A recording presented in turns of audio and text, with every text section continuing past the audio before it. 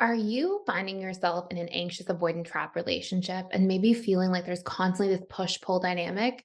Well, if this is you, and whether that's with somebody you're dating, in a romantic relationship with, in a friendship with, or family relationship with, in today's video, we are going to talk about how to reconnect and really important focus areas that will drive the fastest results towards the best connection in the shortest period of time. We'll cover two major components. We'll talk about needs and we'll talk about love languages and how to make sure that you are actually showing up for one another in order to strengthen the relationship and bring the spark back into that relationship again.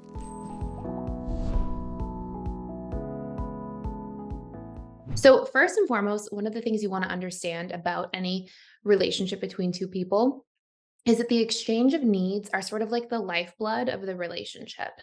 In other words, if two people in a relationship together stop meeting each other's needs and don't show up to exchange a meeting of needs, then what ends up happening is the relationship is sort of being starved and malnourished. So, if instead we can understand exactly what one another's major needs are, that we are each, based on our attachment style, naturally going to be geared towards, and we can start bringing in strategies to be able to show up for one another, this is where the relationship is properly getting nourished, nurtured, and it can really expand and grow. So, when it comes to needs, there are major needs that the anxious preoccupied has, and major needs the dismissive avoidant attachment has.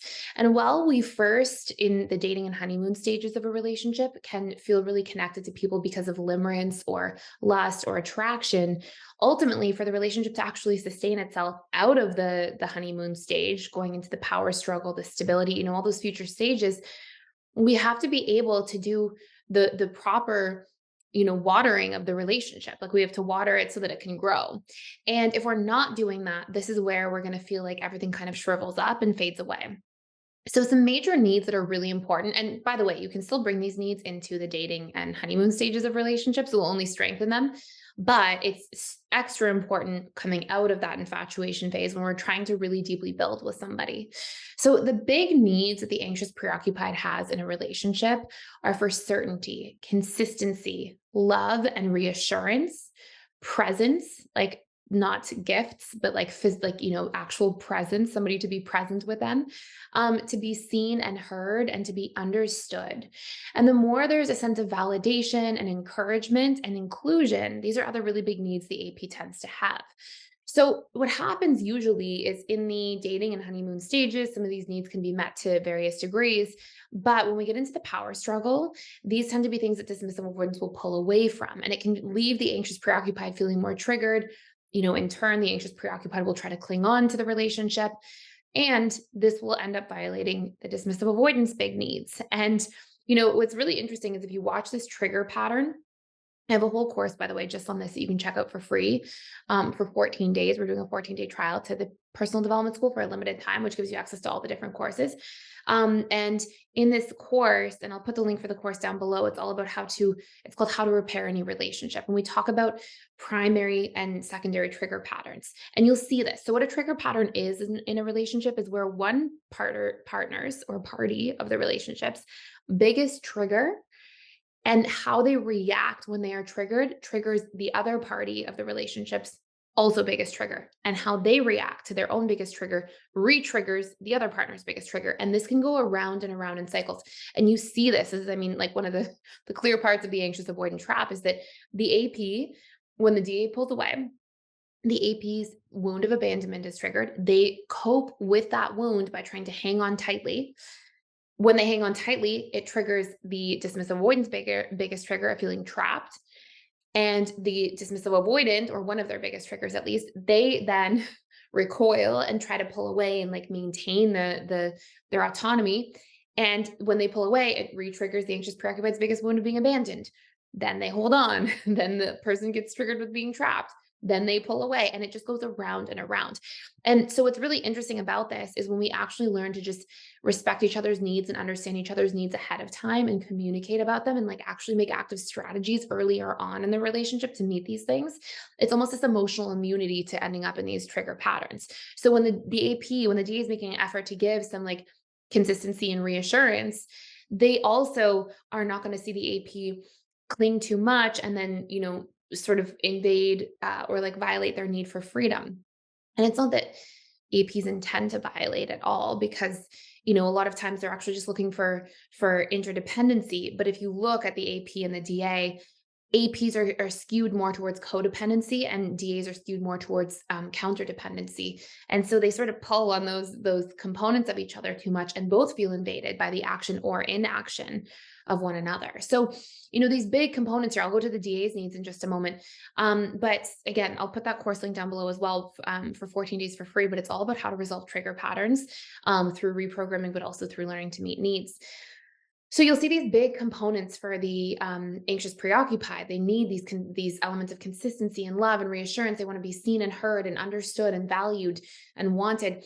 And then the dismissive avoidant, on the other hand, they need to feel like they can maintain their sense of self, their freedom, their autonomy, their independence. They really yearn for in relationships to be acknowledged, to have empathy, acceptance, learning, and supportiveness. And these tend to be the DA's biggest needs. And if both parties in the relationship dynamic can actually just go out of their way to meet these needs ahead of time, and to maintain a level of maintenance around this, like just being mindful of these big needs and maybe picking one or two a week to meet for one another, it really strengthens the foundation of the relationship. And the other component is that there's, if you haven't already heard of this, because it's a very, very mainstream sort of topic, is there's something known as the 5 love languages. It's the work of Dr. Gary Chapman.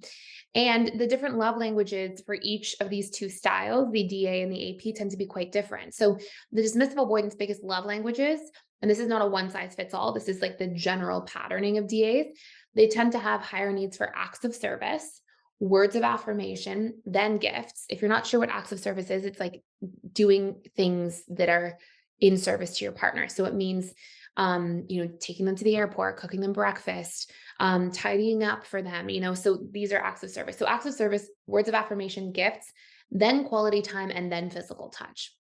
And funnily enough, what you'll see for the anxious preoccupied is it's almost inverse. It's not exactly inverse, but these general patterns of what the love languages tend to be are quite opposing as a general rule between the AP and DA. AP's big love languages tend to be quality time, words of affirmation, physical touch, physical touch first, quality time, words of affirmation, then acts of service, and then gifts. So these tend to be like, they have quite opposing love languages in many ways. And so we also have to be mindful when we're trying to reconnect and get back on track with a partner of what the other person's love language is, and make an effort to give to their love language, and to also share and request like, hey, this is my love language. It might be different from someone else's.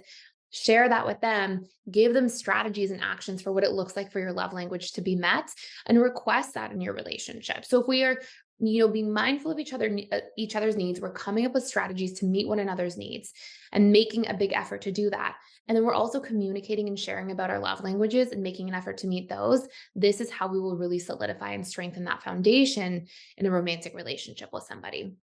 So I hope this is helpful for you today. If you have more questions about this, let me know in the comments down below. If you want more content about different attachment styles in relationship to one another, please hit the like button. And if you're enjoying this channel, please consider subscribing so you don't miss any of our regular videos. Thank you so much for watching and for stopping by.